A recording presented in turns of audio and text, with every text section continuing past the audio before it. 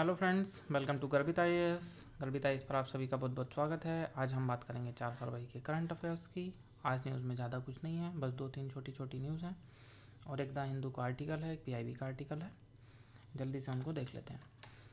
तो पहली न्यूज़ नागालैंड से संबंधित थी। वहाँ स्थानीय निकाय के चुनावों में महिलाओं को 33% का आरक्षण दिया जा रहा है, तो उसको लेकर वहाँ पर विरोध प्रदर्शन चल रहा है। दूसरी छोटी सी न्यूज़ मणिपुर से संबंधित है। ये पहले बता चुके हैं कि मणिपुर में काफ़ी लंबे समय से, लगभग नवंबर 2016 से आर्थिक नाकेबंदी जारी है। कल केंद्र सरकार, राज्य सरकार और जिन लोगों ने ये नाकेबंदी की हुई है वो लोग तीनों ने मिलकर दिल्ली में वार्ता की। मंगलवार में फिर से मीटिंग होनी है। और एक छोटी सी न्यूज़ कुष्ठ रोग उन्मूलन से संबंधित थी कि सुप्रीम कोर्ट ने केंद्र से कहा है कि वह देश से कुष्ठ रोग के उन्मूलन के लिए 4 सप्ताह के भीतर कोई व्यापक नीति तैयार करे।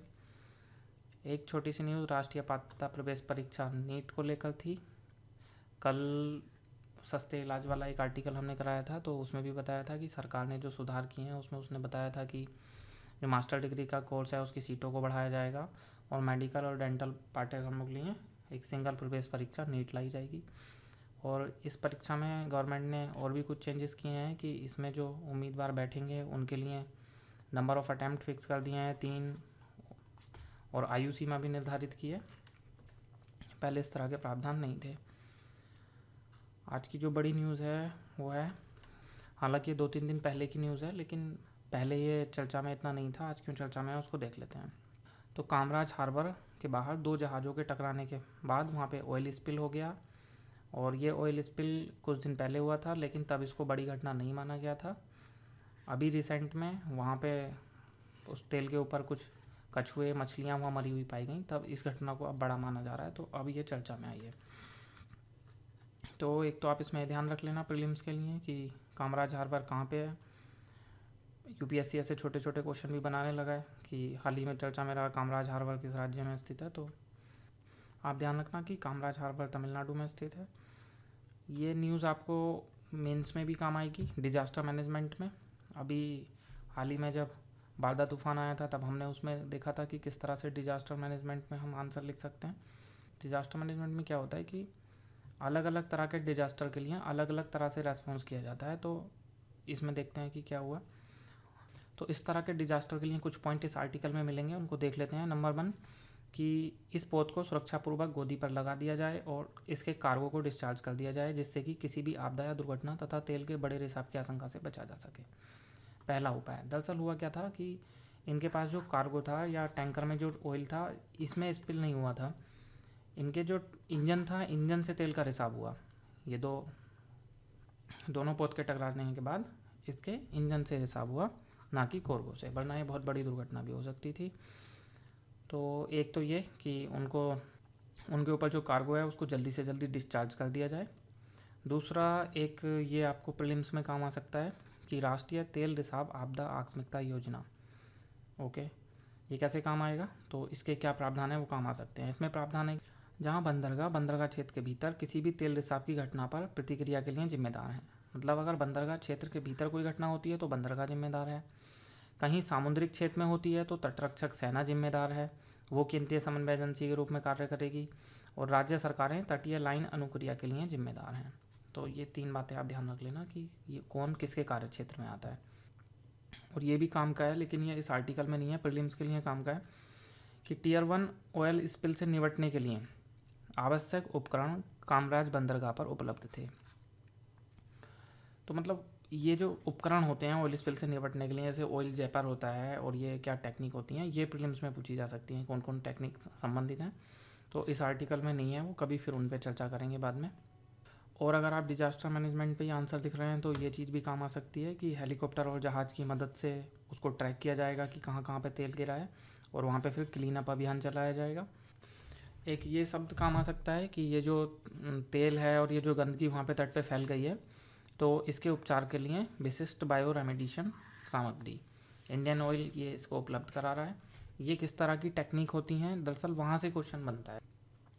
दूसरा, द हिंदू में इसी घटना पे एक एडिटोरियल था, तो इसमें जो सरकार के प्रयास हैं या तटरक्षक बल के प्रयास हैं उनकी काफ़ी आलोचना की गई है, तो ये हमारे काम आएगा।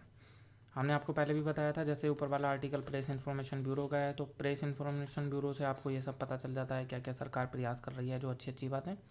और जब आप न्यूज़पेपर में एडिटोरियल पढ़ते हैं तो वहाँ से आपको थोड़ी आलोचनाएं मिल जाती हैं, मतलब आपका किसी भी टॉपिक पे कंप्लीट व्यू आपको मिल जाता है। तो इस एडिटोरियल में भी कुछ बातें बताई गई हैं, ज़्यादा डिटेल में ये भी नहीं है, लेकिन काफ़ी अच्छी बातें इसमें बताई गई हैं।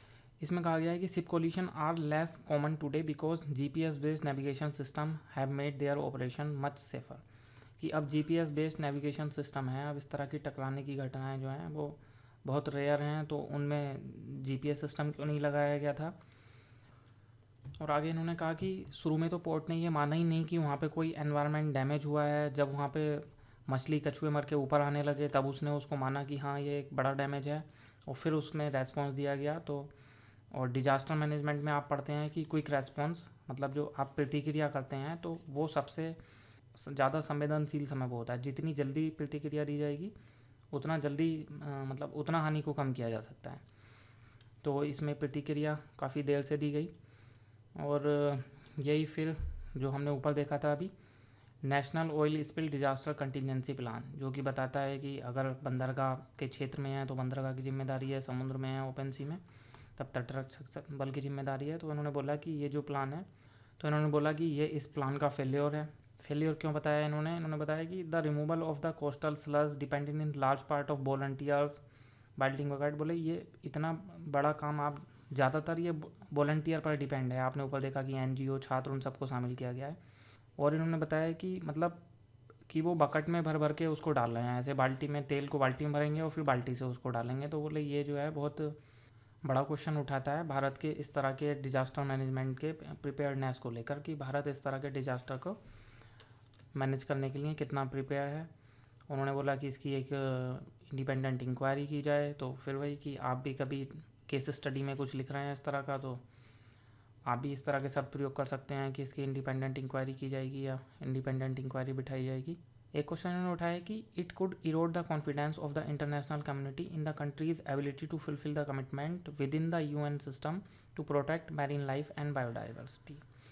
यानी कि मैरीन लाइफ एंड बायोडाइवर्सिटी को प्रोटेक्ट करने के लिए हमने जो कमिटमेंट किया था यूनाइटेड नेशन में, ये उस पर क्वेश्चन मार्क लगाता है हमारी क्षमता पे कि हम इसको करने में कितना सक्षम है और कितना नहीं।